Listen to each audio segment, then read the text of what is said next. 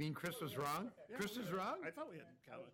But the minutes show Commissioner Smith erred. And he's gonna make us show. We're going to get started with a Portland Planning Sustainability Commission meeting for October 8th.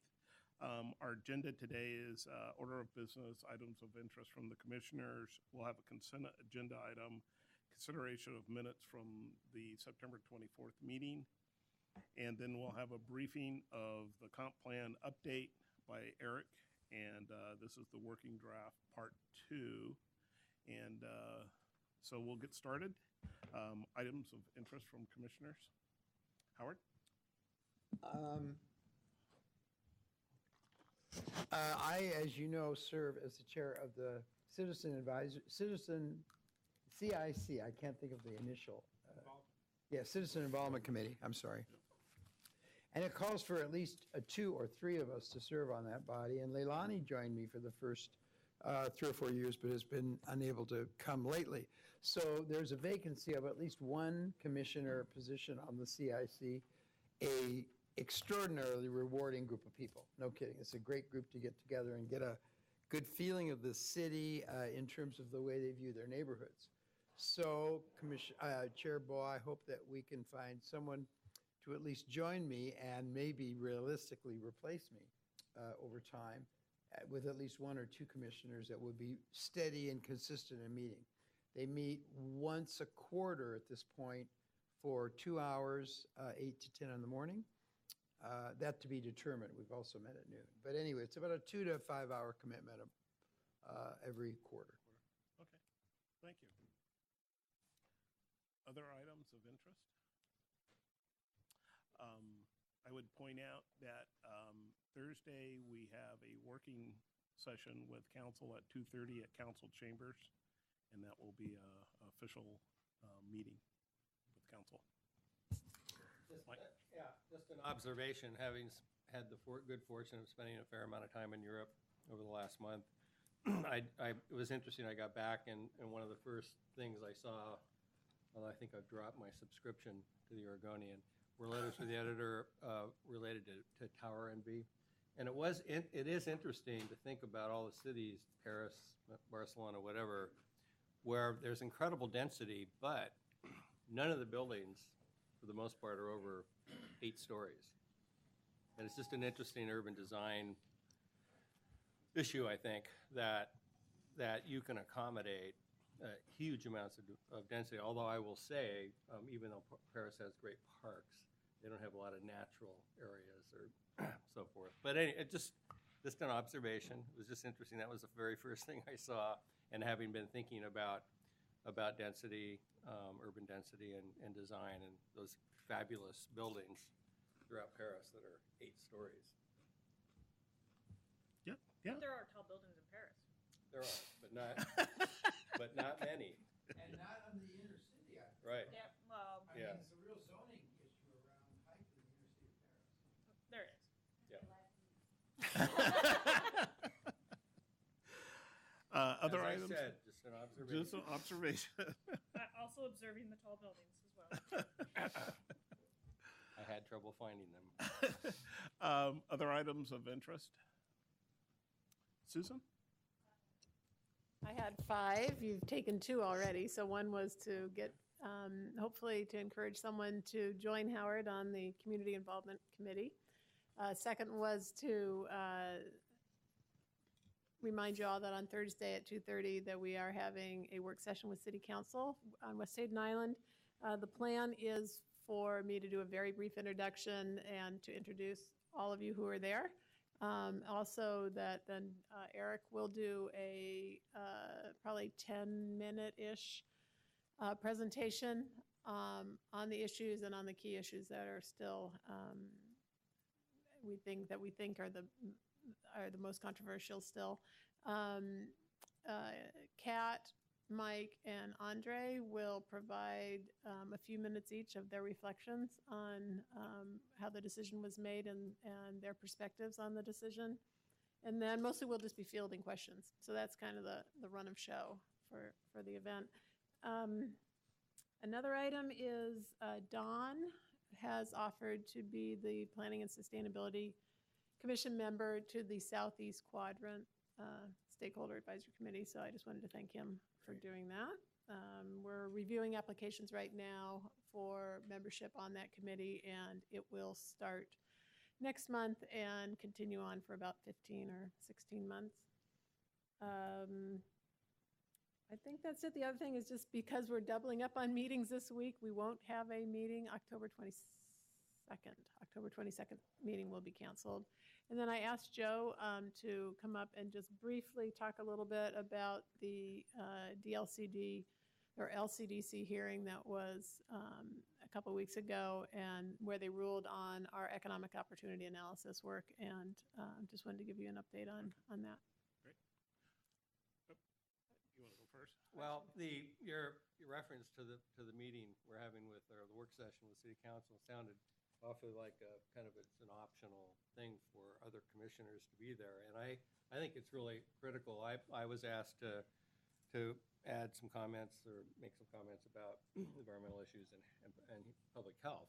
And one of the things I'm, for example, very hopeful Gary might be able to be there because he's given a hell of a lot more thought, I think, to that specific topic than I have. And I think that's true around the commission. So to the extent people can be there, it's supposed to be a Q&A primarily, not a dog and pony show. So I just think it would be great if more than fewer people were there. Sure. Who all plans to attend Q&A. in this group? So most everybody, Well, yeah. I thought it was a called meeting. I thought it was you better show up to make a quorum or a. Yeah. Good. But I have a kind of a deeper question. Is this a focus with the members of the council going to be specifically on Hayden Island? Or will it be an opportunity to interact with them around the procedures that we're going to try to work with going forward? The Planning Sustainability Commission. It's a work session on West Hayden Island, Okay. definitely. All right. Yeah. We'll have, maybe we'll try to come up with another opportunity to have that broader discussion. Well, I know that the Or to mayor's- ask the mayor come the back mayor's again. looking at this, and I thought it'd be interesting, but if it doesn't get come up, it won't. Okay. Oh, okay. Good afternoon, Commissioners. In September, the State Land Conservation and Development Commission, LCDC, held a hearing on an appeal of the city's economic opportunity analysis. It's part of our comprehensive plan factual basis. The appeal was filed by Schnitzer Steel Company. And in a unanimous decision, the LCDC denied all the objections and approved the factual basis, approved the EOA. So we have a acknowledged and sanctioned factual basis and economic opportunity analysis on which to build the comprehensive plan now. They did, though, even though they acknowledged it and accepted it, rejected the objections, did express interest in having the city take a really close look when we come back in the end and we have a comprehensive plan we're proposing, and we've revised the EOA to conform with that, to make sure that we've looked accurately and thoroughly at the impact of having Superfund presence on the redevelopment potential of industrial land in the harbor. So they didn't throw it back, say you didn't do a good enough job. They just put us on notice that they're interested in that issue and want to see a solid case in whatever we bring forward in the end. So just on that point then, are they saying we think there might be fewer acres available due to Superfund issues, or what was their rationale? What was their question? You know, they really didn't get into, the suspicion or concern about the thoroughness of the approach that we took was sort of one of the issues in the brief that was filed on the EOA on the part of the Schnitzer Steel. And they really didn't get into the substance of what was strong or what's not. We responded in our briefs that it was thorough and explained how. And we think that if they really had unbundled it and taken a close look at that methodology and what's really in there, that this issue may not have even moved forward, but it's something that struck resonance with them. So that makes sense. They didn't tell us one way or the other if they just thought, yeah, it's important and maybe it should be closely looked at. We think we did, but. No, congratulations. Yeah. So it could be subject to appeal to the Court of Appeals as another or additional judicial review, but there's a month or so period, well, we have to wait for a final formally issued decision by LCDC. Then there's a period in which an appeal could be filed. If an appeal is filed, really the final court action on this could take another year, but as of now, we have acknowledged factual basis. So what's that mean for River Plan?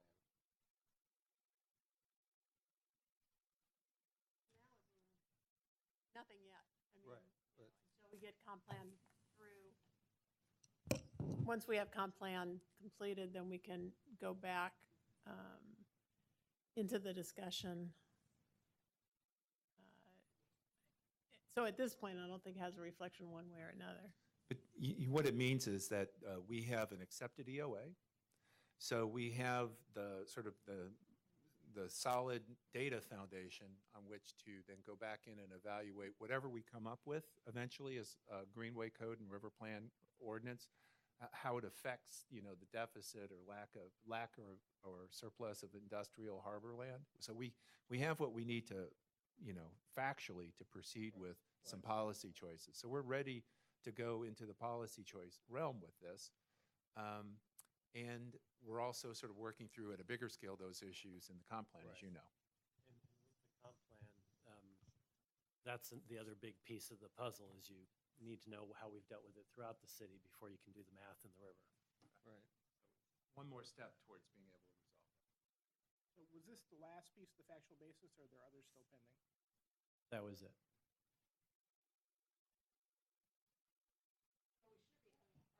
Yeah. Yeah. Yeah.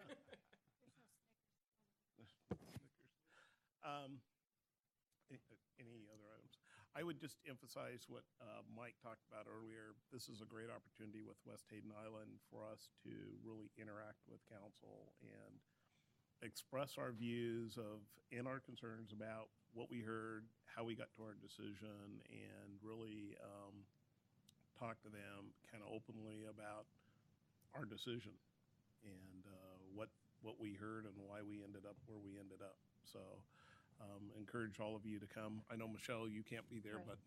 but everybody else to attend. Any other items? Consent agenda, consideration of minutes from 9:24. Is there a motion?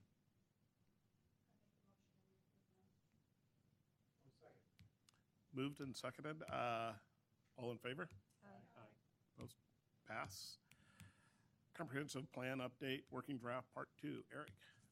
Good afternoon. I'm going to do two things in this briefing. One is just introduce you to the Part 2 working draft of the comprehensive plan, what the deliverables are, outline some of the key directions, which we also provided in Part 1, but just refresh you on that, and then do more of a hands-on exploration of the online tool that we've provided, just so you get a flavor of what's in that, and hopefully you can do some further exploration of that on your own time. You all know what the comprehensive plan is, but it's focused on growth and major investments, specifically around land use, transportation, parks, sewer and water, natural systems, and how that connects. Context, this reaches back to the Portland plan, but just to refresh your memory, the last time the comprehensive plan was updated, we had not yet annexed most of East Portland, and the diversity of the city was quite a bit different. The screen, diagram at the top is hard to read, I know, but just you get the general gist of the rainbow getting larger there in terms of just the diversity of the city's population. We also did not have an adopted 12 measures of success the last time we did this, so we have a specific goalpost now that's been acknowledged by City Council as part of our strategic plan, the Portland plan. So from that, obviously a big part of growth management is estimating growth and figuring out if we have the capacity for it. So these are the more mundane numbers that we're tracking in terms of job growth and household growth. As you know, we have enough residential land in general and a deficit of employment land in some specific areas. On the residential side, I should note that even though we have enough land, we may or may not have it in the right places and in a way that is distributed to help us meet some of those goals from the Portland plan. So that's sort of the emphasis. The 5 main components of the comp plan are listed here. The urban design framework is something new, kind of a bigger picture diagram to really illustrate at a glance the growth structure, the intended growth structure of the city. That's something we don't have in our current comp plan. It's a little bit akin to the Metro 2040 diagram at the regional level. We don't have a city interpretation of that gets down into the local needs. Land use map is I think, fairly self-explanatory. The goals and policies, you saw the first draft of that last spring. Citywide systems plan, the draft of that was released with this part 2, and that's now on the street for public review.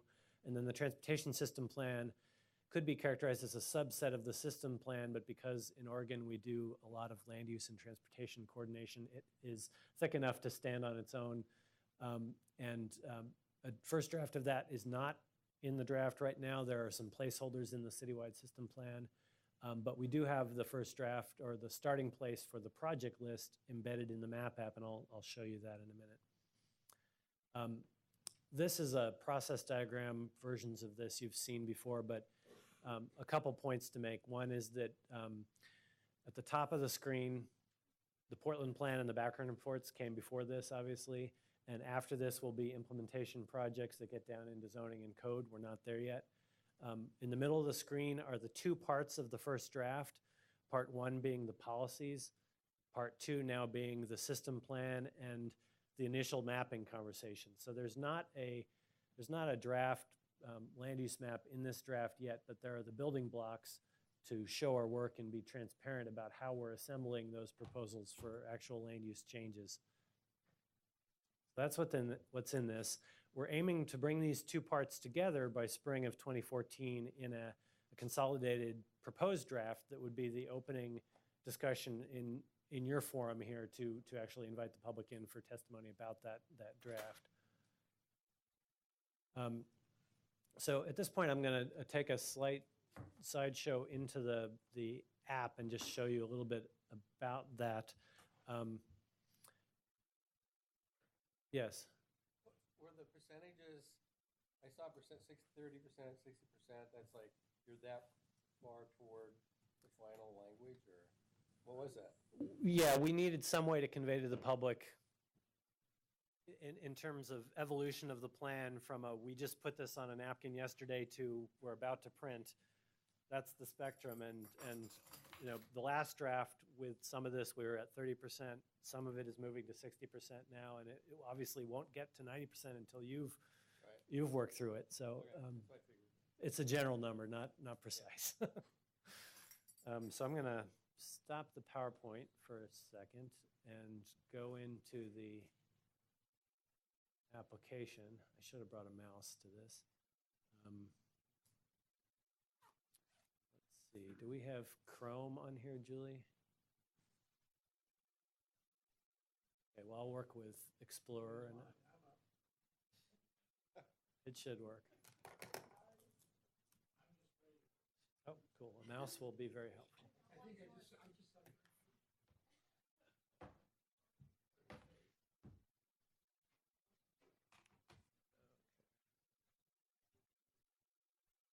Okay, so let's see here. Are we connected to the internet? Let's try.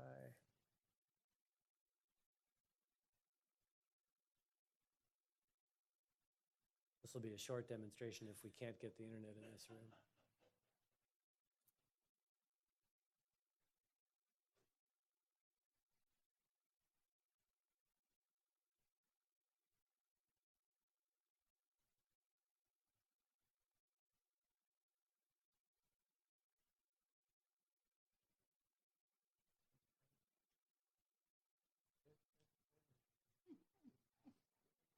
Yeah, if you want to swap, if you've got it up, we can swap out.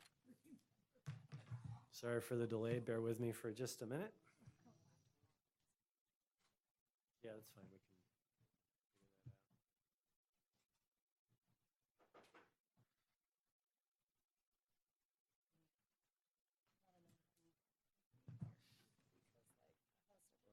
too, so you don't lose power.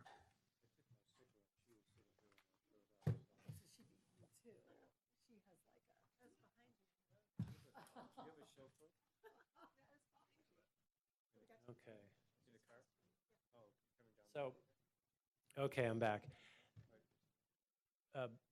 For those of you looking for this, if you want to find this on your own time, all you have to do is go to the BPS website, and there's a fairly prominent link to the comp plan, and in there's a fairly prominent link to the map app. And so you'll get working draft part 2, and you can just kind of click to the various pieces, or you'll see a menu here with a companion guide, which is a more user-friendly guide to how to use this.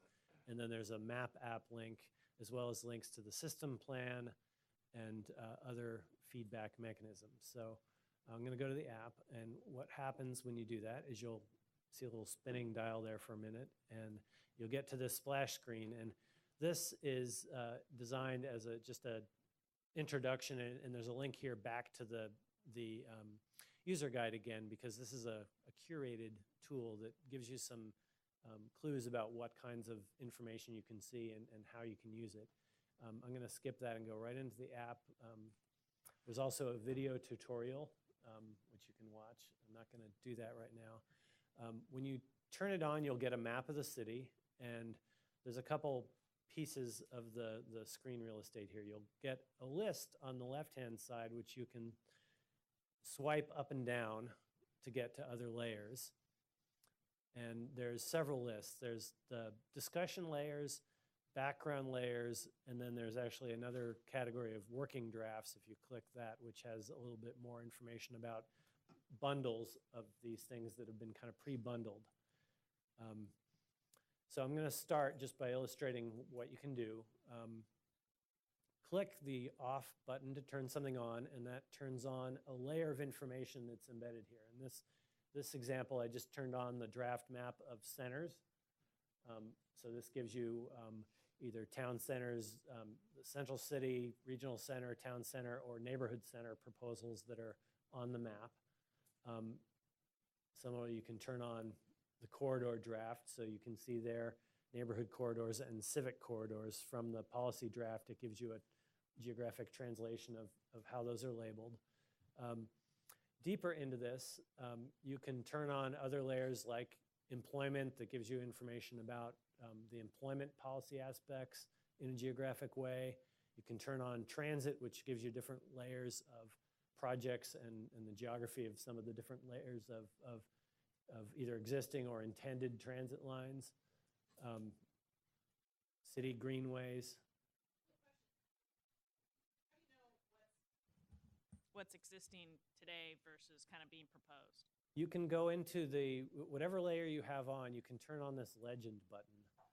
And there's a legend, and some of those legends, if we did this correctly, should explain that.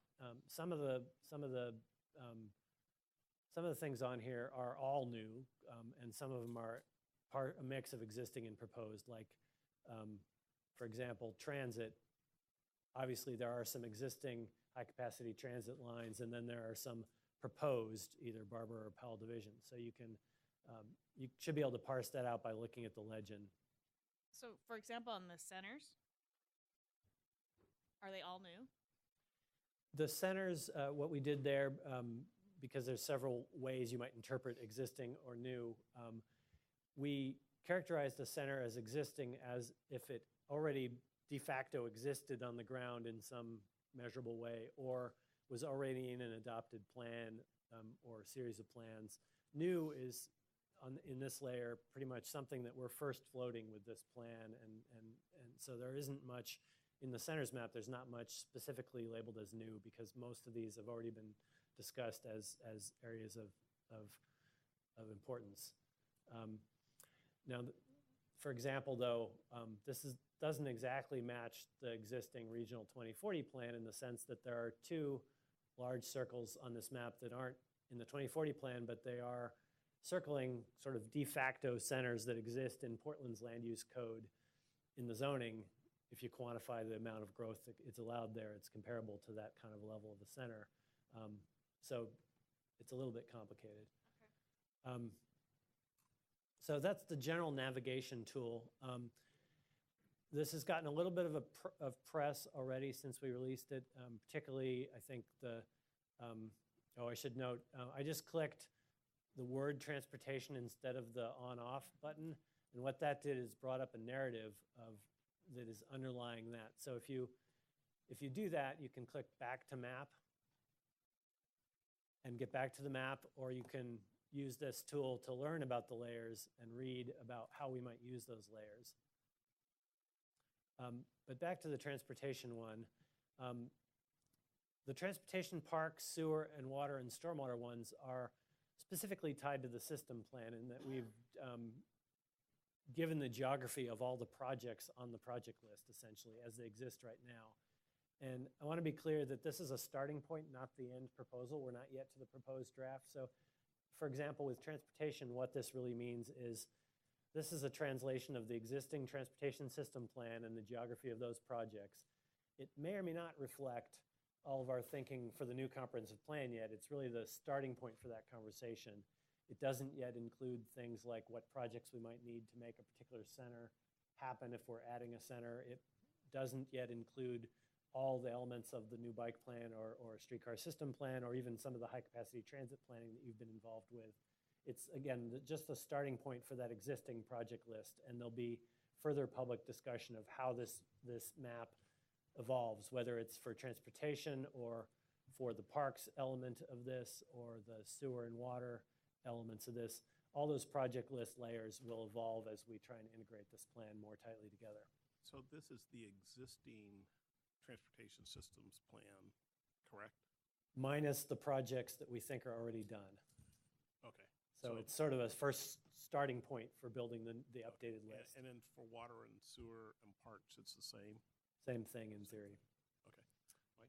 Yeah, I thought earlier you referenced natural resources as part of the systems plan. Is that, okay, so is that under the infrastructure? There are natural resource projects, I believe, in the sewer stormwater infrastructure list that are described.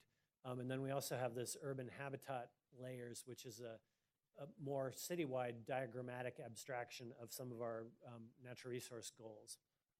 And that's distinct from the greenways goal, or greenways layer, which is more of a people-oriented greenways layer. Okay, thanks.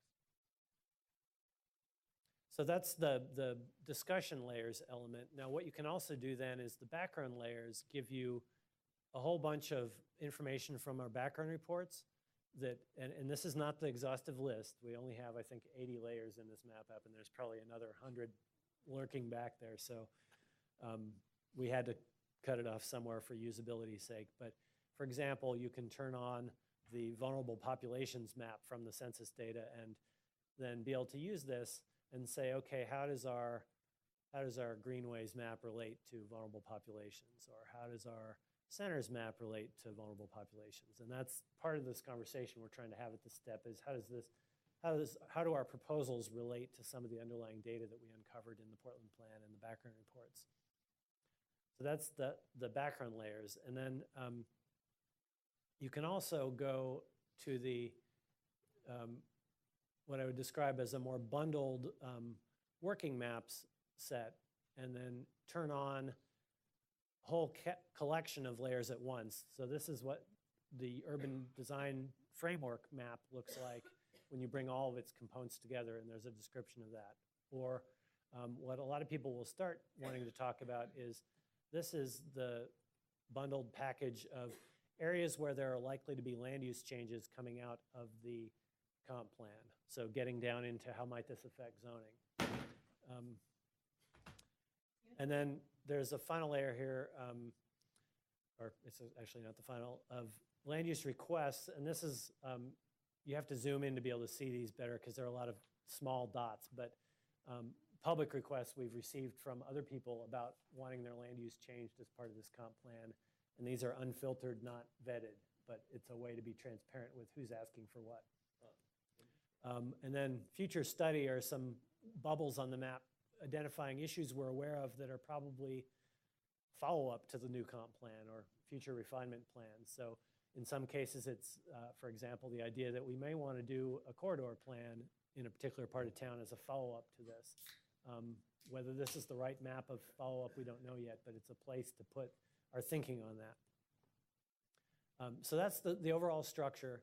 A key innovation on this is there's a public comment feature in the upper right, and you can turn that on, and you'll see virtual pins on the map that people have already dropped on the map, and then you can also draw circles and attach a comment to it, or draw lines and attach a comment to it. So this gives you a way of sort of sorting and us tracking, and this is unedited, so we'll see if it gets abused, and we have the prerogative to wipe it clean if necessary, but until the map gets crowded, we'll let this accumulate, and then we may have to periodically wipe the map clean, and we'll still store the underlying comments, though, and be collecting them, so we'll be able to characterize those for you as they come in. But this gives the public an ability to say, leave a note for us and have some geography attached to it. So on that one, is it possible for you to have map 1, 2, 3, 4 through 50 or whatever, so that, I mean, the objective of that is also for the public to be able to see what comments have been.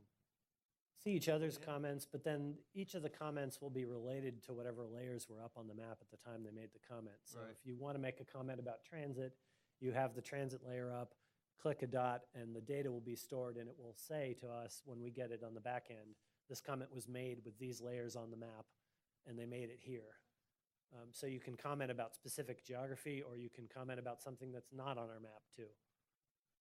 And a feature I haven't showed you yet is the pop-up boxes for any one of these things. I may not be aiming in the right place, but you can click on the specific item and it'll pop up the text of the comment. I have to turn something on to make a comment, so, or to see it, but any blob or line on the map you can click on and it'll have a little bit of text about what that is and a hint about what the issue is. So you can, I think we have land use changes up right now, so you can click on any of those or the public comments and it'll tell you kind of what that's about. So back to the layers, you can do that with individual layers too. So if you have a particular center you're interested in asking a question about, you can, or digging into deeper, you can click on that center. It'll highlight, and there's a little bit of text about the growth expectations for that center in the current plan. So there's a lot of ways to explore. We hope you use this app and encourage the public to use it and comment. One of the comments I wanted to make sure y'all knew about was that we did not hire a consultant to do this, and we did it all in-house, and we had some amazing That's fabulous. interns, and our GIS staff is pretty incredible, so I'm I was pretty gonna ask that impressed with question, it. actually. Did you do this Yeah. in-house? so at a time with shrinking budgets, we went inside, and they did, I think, phenomenal work. Yeah, I'll swap it back. So I'm going to do a swap back to my PowerPoint here for a moment. Oh, As Chris? someone who builds online experiences for a living, this is really, really great work. So, and in the transportation walkthrough world, this has been very well received. People are already having fun playing with it. And I'm assuming, Chris, you've already built a couple plugins to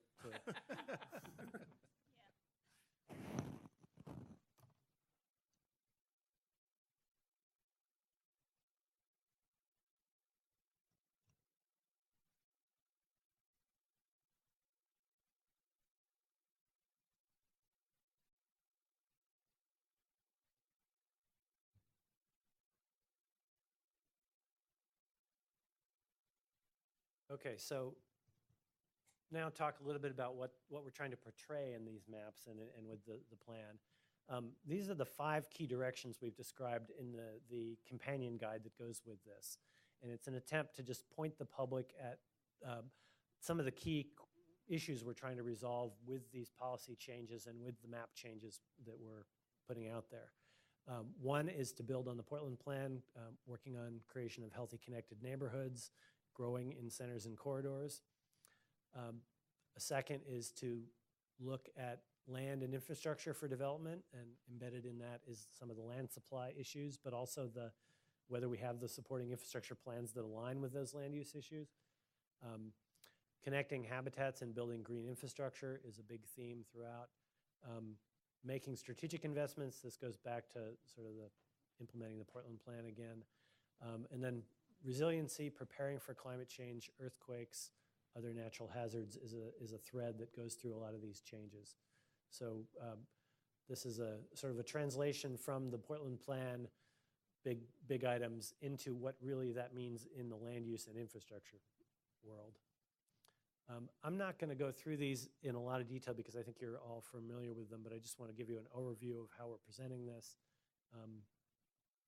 So to the centers and corridors map, then this looks at where we're proposing the focus of growth be, and I guess I should say we're not proposing it yet because this is a working map, but we're building that map to figure out what to propose.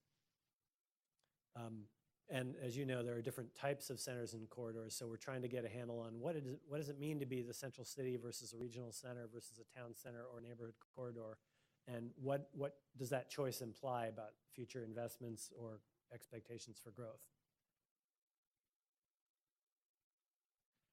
How does that relate to demographics? I already mentioned that. A key part of that is our investment strategy.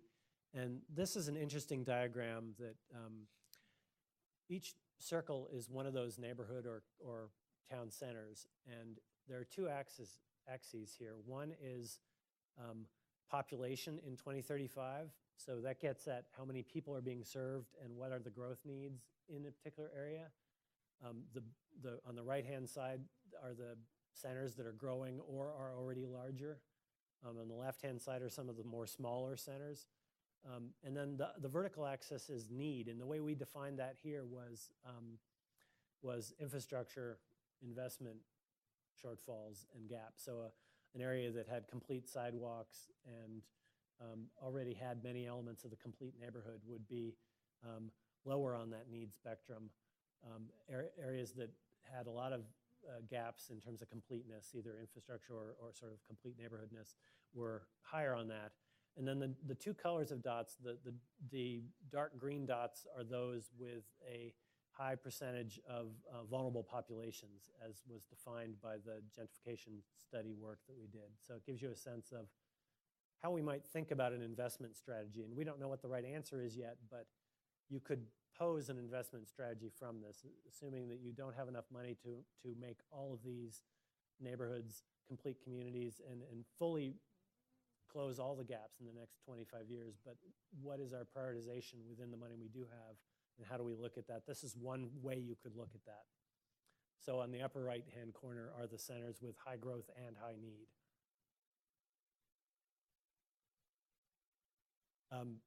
On the employment and land and infrastructure side, you already know this, but the industrial area and the institutions, hospitals, and colleges are highlighted on those maps because these are areas we need to be planning for job growth.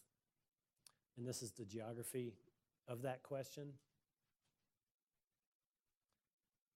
And in that geography, what we're trying to do is accommodate 140,000 new jobs, but also deal with the commodity and multimodal facility needs we have to move goods and services through the city. So that gets back to your harbor and freight questions and some of the issues you dealt with in Hayden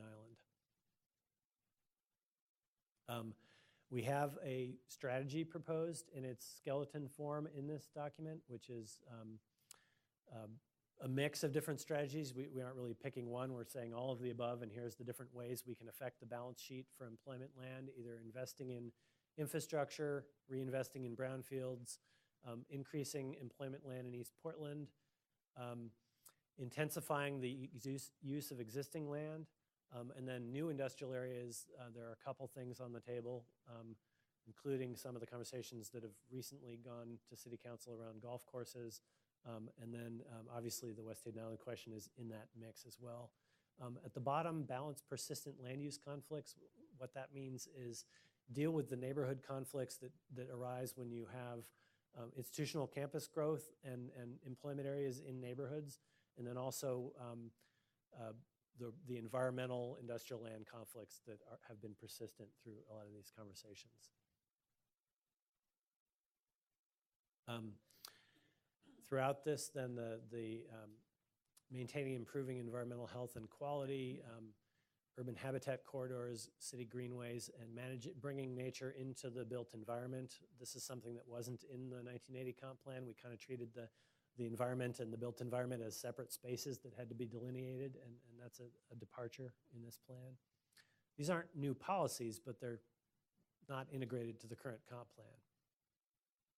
So that's what some of these maps are in terms of stormwater opportunity areas, corridors of note.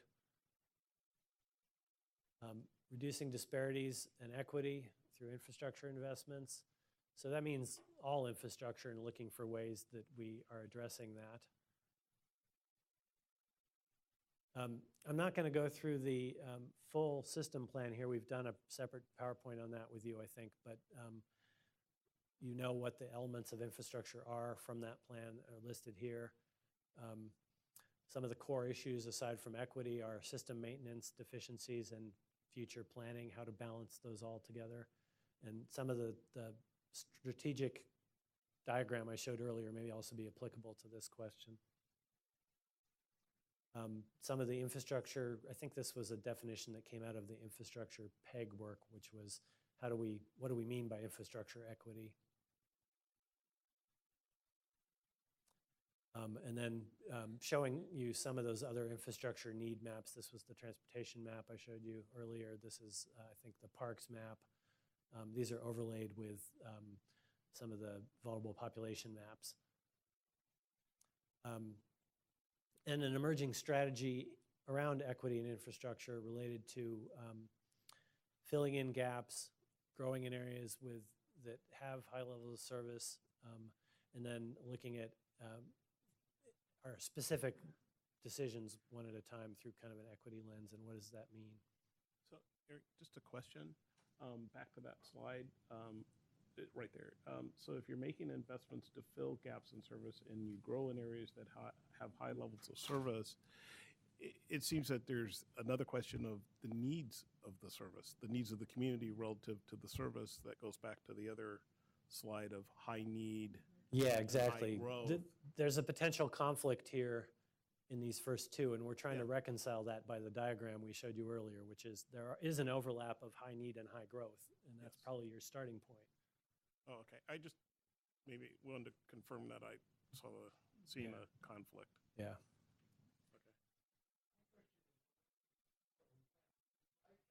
Icons do that. Did you make reference to that to this dialogue?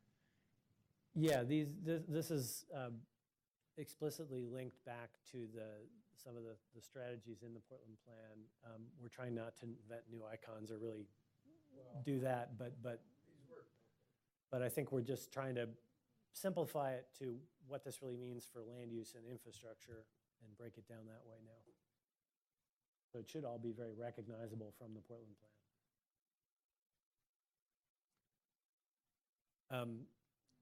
Just touch on that last piece that I mentioned about resiliency. Also goes to where you're growing growing in lower risk areas, improving the city's green infrastructure, and there's a link back to complete neighborhoods when you're talking about resiliency, because there's an aspect of having a complete neighborhood that makes the local place more resilient to impacts from outside. So that's an overview of the topics that we'll be talking about. Process-wise, we're entering now a phase of encouraged public comment on this material through December 31st. So like we had a window last spring for a few months on the policies, this window is open on these new deliverables. You can write a letter, you can email, you can comment online, or you can use this new tool, the map app, to drop a virtual pin on the map. We'll have also some actual meetings, and those will be publicized on our website. There's a few informational sessions that are scheduled, and then there's some mapping dialogues scheduled. And we're also doing a series of decentralized presentations and discussions. So if there's a group that you're a member of that you want us to go to them essentially and participate in one of their regular meetings and bring this material, we're doing a lot of that as a way to build capacity and knowledge of this information. This is just an overview of the next steps working towards a proposed draft in 2014. As I said, you will have a process to digest that proposed draft. And then at some point it will become a recommended draft and then on to City Council. And then to emphasize the role of the mapping at this stage, again, is that we haven't proposed yet a proposed comp plan map, but embedded in this application that we put online are all the seeds of issues that we're trying to work through to arrive at that map. So if you're concerned about what the map might look like, the way to understand where we're headed is to look through those layers and then use those layers as a way to comment on what's missing from that map or what you'd like to see in that map or what's in there that shouldn't be if you have that comment. Are there any questions or discussion? Question, Mike? Well, a comment. I think this is a fabulous tool. I'm looking forward to using it, I think. Looks pretty complicated. I do have a question. I don't know where to go with this, but at some point in time, it seems like I'd like to have a skull session with whoever's interested on the commission and staff. You referenced the balancing act with natural resources and or industrial land, for example. We're right in the middle of a real conundrum, in my opinion. I mean, Metro and the city of Portland generated projected jobs and need for industrial land at one point in time, and now we're in a situation where we're seriously talking about rezoning golf courses to accommodate industrial development and, you know, Hayden Island, et cetera, et cetera. I mean, that's a major issue that we're facing, and as I brought up several times in the PEG meetings, it's like, well, what happens the next time around? I mean, if Metro assigns a certain industrial land capacity for the city of Portland, it just isn't there. It's just not there. And I would like to sit down and talk with staff and anyone on the commission that's interested, and other stakeholders for that matter, just to think through how we're going to address that in the future. We're wrestling with it right now. Something will come out the other end, but it's a huge issue related to our land use planning program. It's a built-in conflict. Yeah. Karen? So thank you, Eric, for your explanation and to be able to see the application in action. And speaking of action, I'm curious how this application will be used as a tool for budgeting for the city.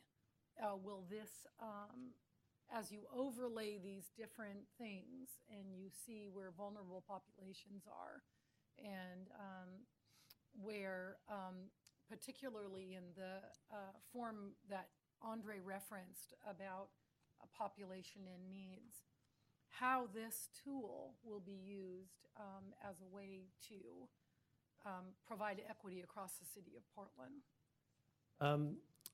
The app itself wasn't designed necessarily as a budget tool. It was fairly specifically aimed at the development of the comp plan, but the data in it, the map you're talking about, and some of the other equity-related data, that data has been embedded in the budget process, and we've been working, Susan's met with the budget office a number of times to continue trying to embed the Portland plan and the approach there into the annual budget process as a strategic plan, and I think that's where that action is, and the data that is in this app is available to that process as well. Well, I'm just asking, why wouldn't you use this? Right. In other words, you created this. This is a city app.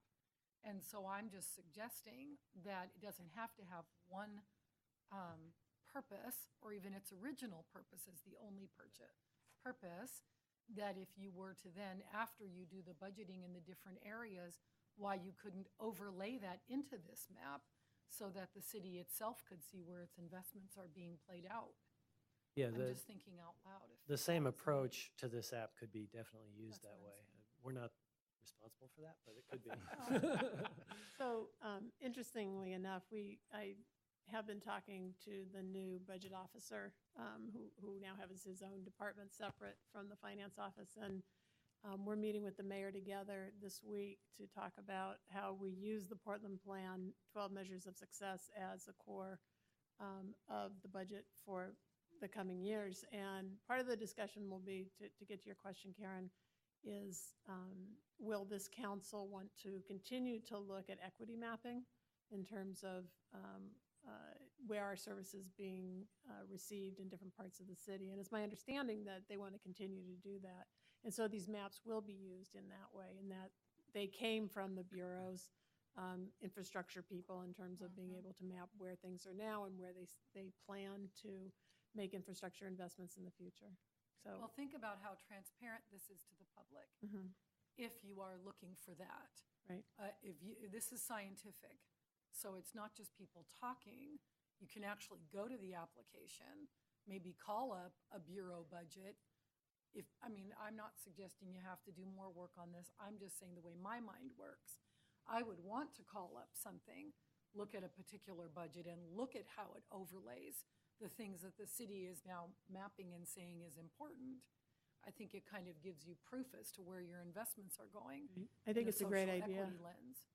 Yeah, I think it's a great idea. be We could quite go handy. back and show, in the past year or in the coming year, these things are highlighted in a specific way that shows you of the things on the map. These are the things we're doing this year or we're going to do next year. I think that'd be great. Each year it's been getting more detailed and more detailed. Which is great. One of the challenges is not all budget line items have a geography, and so getting the bureaus to consistently report in the same way that can be mapped it's going to take good us a idea. number of years to work the protocol out It's a for good that. idea. Yeah, I think it's really critical. I like the fact that it says investments through an equity lens as opposed to a filter, because when you get to stormwater, natural resources, biodiversity, those sorts of ecological issues, those decisions need to be made based on the ecological issues, not on whether it happens to be in Northeast or Southwest or Northwest Portland. And so I think the lens concept is an important one to keep in mind. I'll just give you one example. Riverview Cemetery, which is in the news and will continue to be in the news, was purchased in Southwest Portland for watershed health, for climate preparation, for any number of purposes that relate to environmental health of the entire city. And I could imagine people making an argument, well, why are you investing in Riverview Cemetery when actually Southwest Portland has park deficiencies too, in reality. It's an important point to keep in mind. Chris? So I'm also a city budget advisor, and we've been trying to do mapping in the city budget process for several cycles now. It was started under Mayor Adams. And so far, it's only been to the neighborhood coalition level. So, we could tell are we spending more on something in North Portland than we are in East Portland, but it's not nearly as granular as this. And then, I've been giving input, and I think it needs to get a lot more granular. Because I think, if we can't get down to census tract, we can't really attach it to demographic factors except at a very gross level. So I hope we're moving in that direction. I will say it is challenging. I mean, budget line items are often not designated geographically. I think you could imagine, Karen, if I asked you to tell me what your spending is in each individual classroom, you'd probably have I could to do it. At this point, Nice try. I can do it. Okay, well, then maybe Don't go book. there. you want to work in the budget office, Karen? I could. You wouldn't want me there, but I could. Well, I think it is important, though, as we look at it, and I sit on the budget committee also, and it is important to do some mapping and look at where the investments are going, and I think it's important to tie them to the 12 measures, because if you're not addressing the 12 measures over time, not each year, but over a 5-year period or something, you don't see those measures moving relative to need in neighborhoods. we ought to get rid of them because either they're not the right measures or we're not making the right investments. And so if we're focused on the 12 measures and we're focusing on needs and making investments, those measures ought to be getting better for some people, and we should be able to measure that. And we ought to be able to see that trend in this mapping. So I think you do need to get to the granular pace, and if council's interested in seeing results, this is a good, I think, foundation to do that. Right. I think one of the things we talked about, but we haven't talked through with the mayor yet, is that these are external. This is how these are the deliverables if the city is doing its job right with the community. Yes. But there's also needs to be measures of success for internal. So they would probably have a different layer of success in terms of cost effectiveness, in terms of rates for services, all of those kinds of things of how we do our business. But that's more the what and our deliverables. And it's really a shift to get council focused on that small of a number. So I will be amazed if they stick with just those 12. And it's likely that it might be expanded. But I'm sure hoping it doesn't get to 25, that it goes beyond. And I'm going to encourage them to stick with the ones, and that we had this whole process where we started with a couple hundred and got down to 12. And we did that through a lot of work and a lot of vetting with the public to get there. Yeah, I'd agree. Other questions? I have one. So, say for example, you rezoned a golf course and made it an industrial use, and that created family wage jobs for people that currently don't have family wage jobs. So you did city infrastructure investment in this golf course area, but you're improving measures of success for people in another neighborhood. Is there some way we're going to be able to capture that sort of, the infrastructure investment wasn't where the people are, but it still improved their life?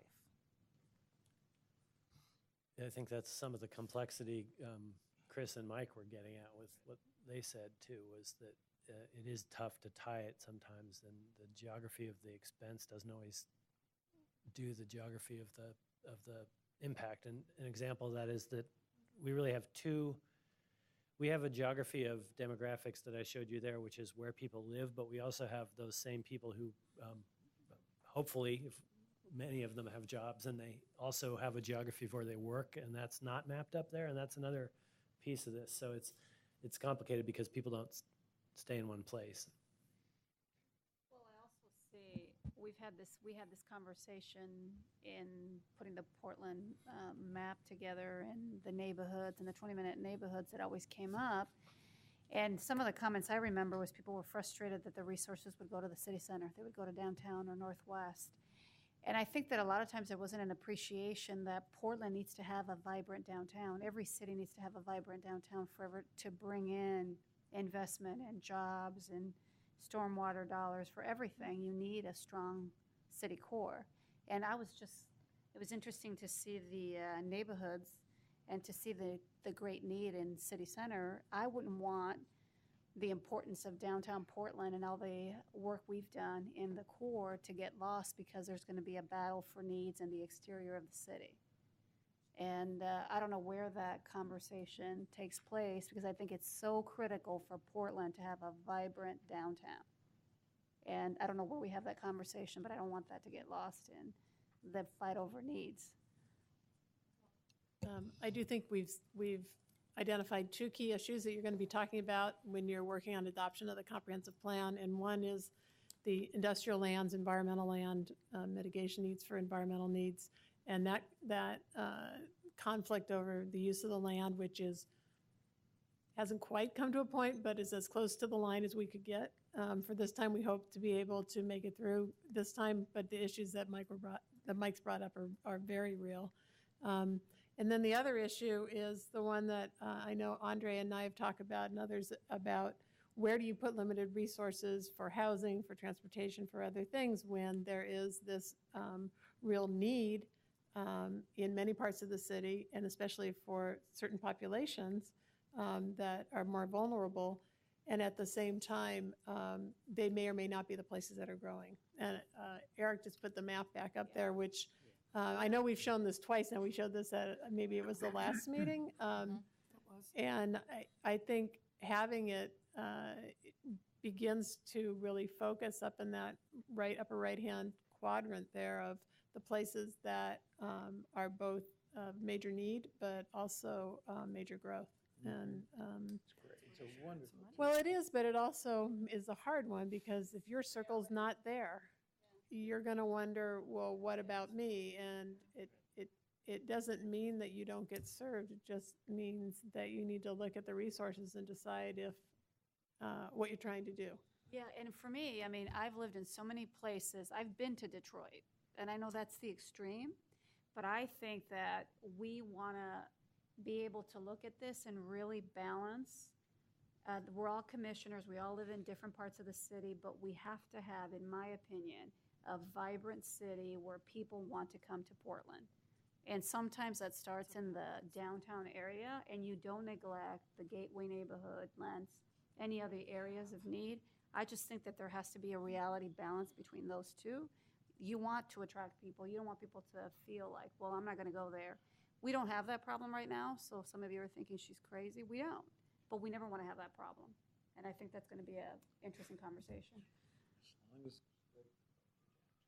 So what I also note is that I think most of us who serve on this commission live in neighborhoods in the lower right-hand quadrant.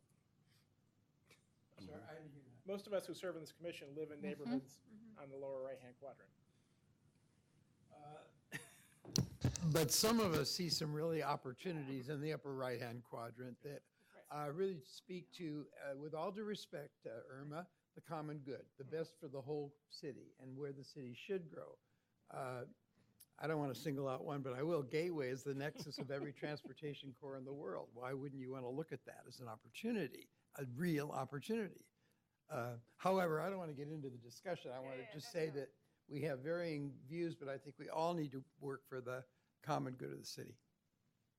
I think Susan's right. I think this challenge for us and for council is going to be one in today's environment is one of limited resources. And when you look at that and look at the right-hand corner and look at all the corners, it's, you know, really a fundamental question of where the direction of investment for the city, in which that will follow, you know, the private investment will probably follow the city too. So making that strategic direction and kind of plan in the comp plan coming up is going to be a key discussion item, because we're going to set the tone where the investments are going to go. And I you know, it is in some sense what Michelle talked about.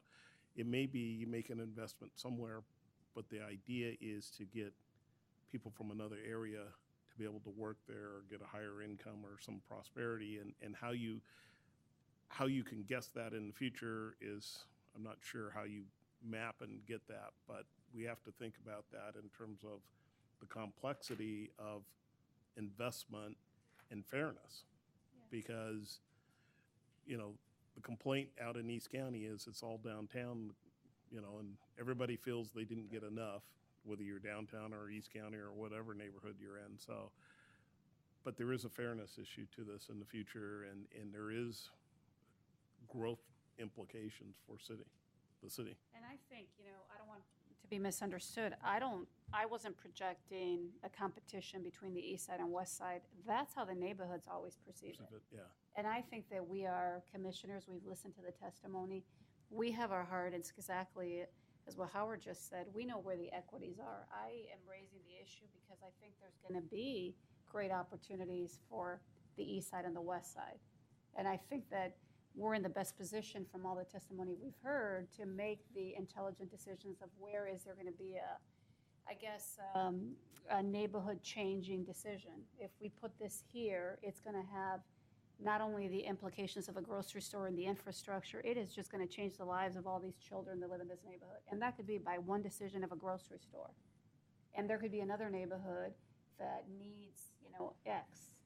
And I think that we are in a position to be able to do that. I don't want us to go into a discussion of competition, even with limited resources. I think we're creative people and we can come up with creative decisions. Yeah. Yeah, I agree. Other questions, comments? Eric? Thank you. Thanks. We are done early. Wow. Really. Andre, Yes. is there an opportunity to ask a question? Because Yeah. I was trying to get from meeting to meeting.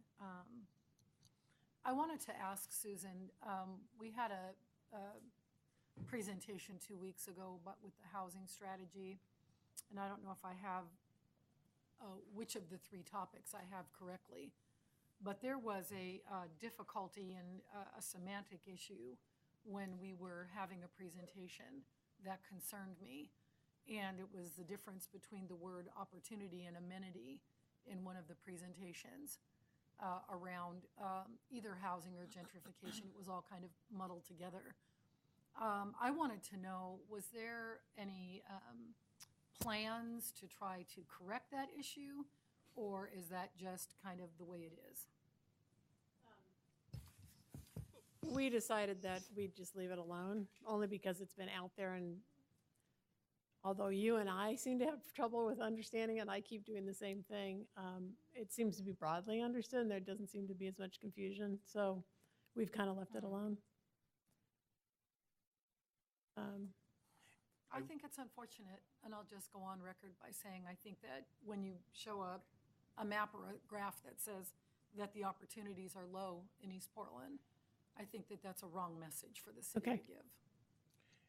I will say, I think it's in the housing, and I have set up a meeting to follow up with them next week with Danielle, to have a meeting to have that and a broader discussion about the housing strategy. And from the maps that we just saw, the one thing that is kind of missing out of that is the housing strategy as an overlay to get, as you look into the future, you peer into the future, a housing investment strategy, and that ties to infrastructure and a number of other issues. And they brought that up in their presentation. Mhm.